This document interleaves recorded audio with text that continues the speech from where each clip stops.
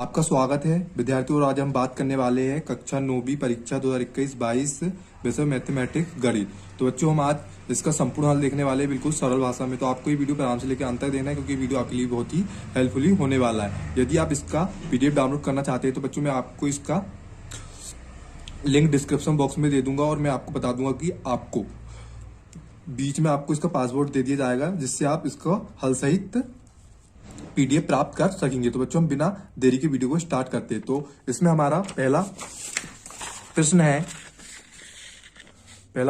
इसमें हमें 6 विकल्प दिए। तो हमारा पहला प्रश्न है, दी गई आकृति में छायांकित भाग भिन्न के रूप में होगा। तो हमें जो आकृति दी गई उसमें कितने 4 भाग है, और इसमें एक भाग गिरा हुआ है। तो इसका राइट आंसर क्या हो जाएगा? 1/4। ये छायांकित भाग क्या है? एक गिरा हुआ है, इसलिए 1/4 इसका बिल्कुल राइट आंसर हो जाएगा। इसी प्रकार हमारा प्रश्न क्रमांक दूसरा है, निम्नलिखित में कौन सी संख्या अपरिमेय? अपरिमेय संख्या आने जिसे अंश और हर के रूप में लिखा जा सके, आने बटे के रूप में लिखा जा सके, आने तो 1/2। जो हमें जो संख्या दी हुई है वो अंश व हर के रूप में नहीं लिखी, यानी वो अपरिमेय संख्या नहीं है।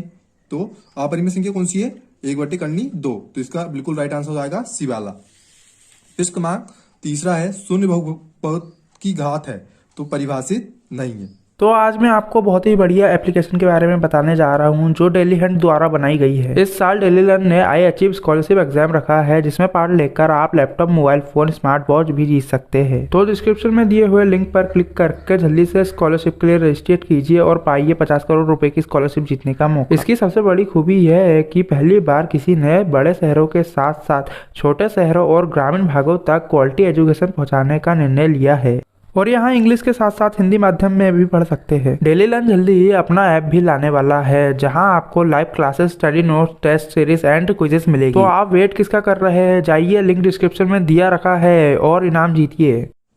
इसमें हमारा चौथा है, बिंदु -2, -3 किस चतुर्थांश में स्थित है? तो कितने 4 चतुर्थांश होते हैं। तो इसमें हमारा पहला चतुर्थांश कौन सा होता है? Plus minus. और द्वितीय कौन सा होता है?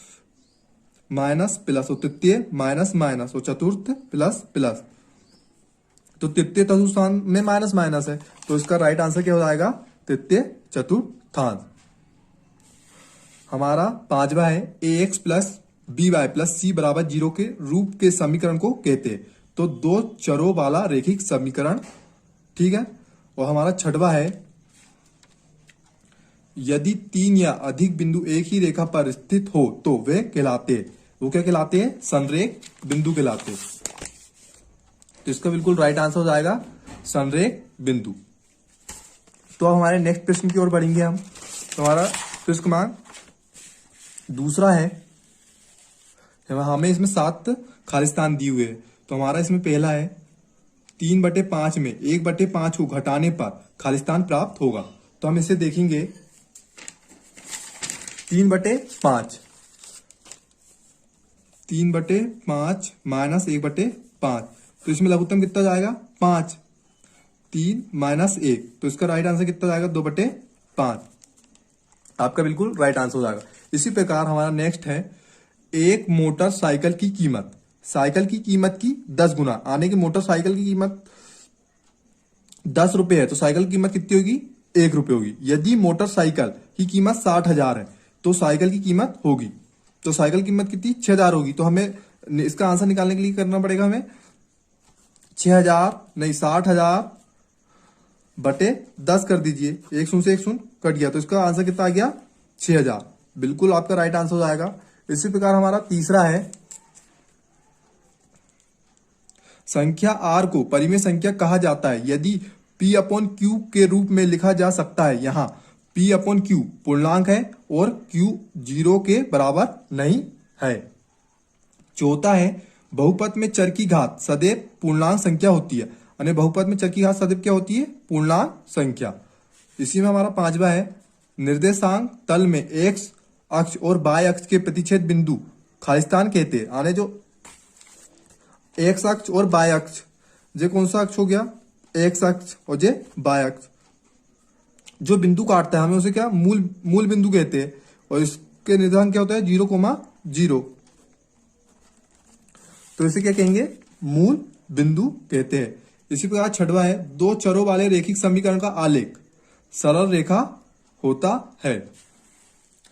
और सातवां है, जब दो किरणें एक ही अंत बिंदु से प्रारंभ होती है तो एक कोण बनाती है। तो हमारा नेक्स्ट क्वेश्चन है प्रश्न क्रमांक 3, सही जोड़ी मिलाइए। तो इसमें हमें पहला दिया हुआ है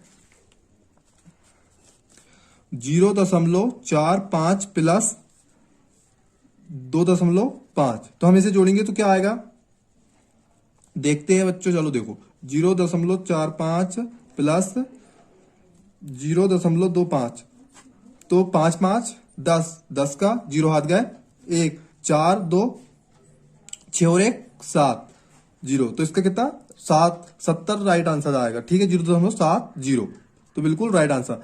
और हमारा दूसरा है -4 गुणित -2.5। तो हम इसमें 4 का गुणा करेंगे, 4 पंचे 20, 20 का 0 हाथ गए 2, 4 दूनी 8, 8 और 2 10। तो इसका राइट आंसर कितना आएगा 10। ठीक है, इसी प्रकार हमारा प्रश्न क्रमांक 3 है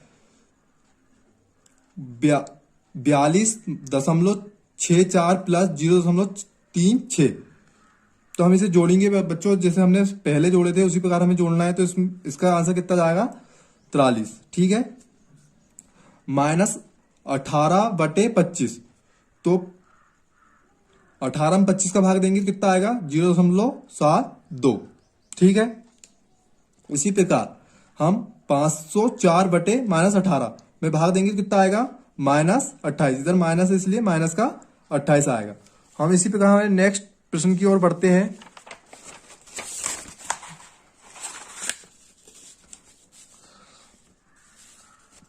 प्रश्न क्रमांक 4, एक शब्द वाक्य में उत्तर दीजिए। तो हमारा इसमें पहला है, मोहन के पास 157 रुपए तथा रेखा के पास 72 रुपए है, तो मोहन के पास सरला से कितने रुपए अधिक है। तो हम क्या करेंगे 157 माइनस 72।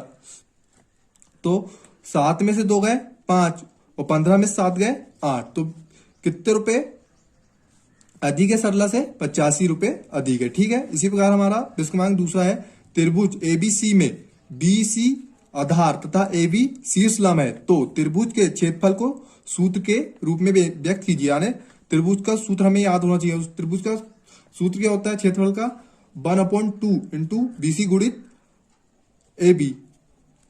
तो आपको ये याद कर लेना। ठीक है, इसी प्रकार तीसरा, सरगम आकृति किसे कहते हैं। तो वे आकृति जिनके आकार और माप समान हो, जिनके आकार और माप समान हो। ठीक है, इसी प्रकार हमारा चौथा है, यदि एक चतुर्भुज की सम्मुख भुजाएं का प्रत्येक युग बराबर हो तो उसे क्या कहेंगे। तो उसे क्या कहेंगे समांतर चतुर्भुज। पांचवा है, अधिक कोण के माप की पारास क्या होती है। 900 से 1800 के बीच होती है। छठवां है, यदि दो वृत्त परस्पर दो बिंदु पर प्रतिच्छेद करे तो उनके केंद्र उभयनिष्ठ जीवा के लंब समद्वि भाजक पर स्थिर होता है अथवा नहीं। तो स्थिर होता है। सातवां है, एक शंकु की ऊंचाई एवं तृतीयक ऊंचाई क्रमशः 12 सेंटीमीटर और 13 सेंटीमीटर है, तो इसके आधार की तृतीयक क्या होगी। तो देखो हमें इसके लिए पाइथागोरस प्रमेय का सूत्र मालूम है। तो पाइथागोरस प्रमेय का सूत्र क्या होता है, कर्ण का बराबर लंब का वर्ग आधार का वर्ग। तो हमें इसमें क्या कर्ण का मान ज्ञात करना है। ठीक है, तो 12 का वर्ग क्या होता है 144 और 13 को 169। ठीक है, तो 144 माइनस 169 तो क्या 25 आएगा, और 25 का वर्ग क्या होता है 5 सेंटीमीटर। तो इसकी 5 सेंटीमीटर इसका बिल्कुल राइट आंसर हो जाएगा। तो हम हमारे नेक्स्ट प्रश्न की ओर बढ़ेंगे। तो हमारा प्रश्न क्रमांक 5वां, सत्य और असत्य वाक्य की पहचान करना। तो हमारा इसमें पहला है, किसी घटना के घटाने की प्रायिकता एक से अधिक नहीं हो सकती, ये बिल्कुल सत्य वाक्य है। और दूसरा है, अधिकतम बारंबारता वाले प्रेक्षण को बहुलक कहा जाता है, यह सत्य है। और तीसरा है, अर्धगोले के पृष्ठीय क्षेत्रफल और संपूर्ण पृष्ठीय क्षेत्रफल में अनुपात 2:3 होता है, यह भी सत्य है। और चौथा है, विषम बाहु त्रिभुज के क्षेत्रफल का सूत्र एस इंटू कोष्टक में ए से एस बी एस माइनस सी होता है, जहां ए बी सी त्रिभुज की भुजाएं तथा एस अर्थ परिमाप है, ये एक असत्य वाक्य है। इसी में हमारा 5वां है, केंद्र और वृत्त पर किसी बिंदु से मिलाने वाला रेखाखंड वृत्त की त्रिज्या होती है, ये बिल्कुल सत्य वाक्य है। 6वां है, एक ही आधार या बराबर आधारों वाले एक ही समांतर रेखाओं के बीच स्थित त्रिभुज क्षेत्रफल में बराबर होता है, ये एक सत्य है। तो ये हमारे वस्तुनिष्ठ प्रश्न हो चुके हैं। अगर आपका इन प्रश्नों के उत्तर देखना है तो आप इसकी लिंक डिस्क्रिप्शन बॉक्स में दी हुई है, जहां जाके आप इनका बिल्कुल सरल भाषा में बिल्कुल उत्तर और सटीक आंसर लिख सकते हैं और पूरे में से पूरे नंबर ले सकते हैं पेपर में। तो और पीडीएफ डाउनलोड करना है आपको तो उसकी लिंक भी डिस्क्रिप्शन बॉक्स में दी है। आप टेलीग्राम चैनल में ज्वाइन होके आपको बिल्कुल वहां पे आपको पीडीएफ प्राप्त हो जाएगा। Thank you for watching. अब मिलेंगे नेक्स्ट वीडियो में।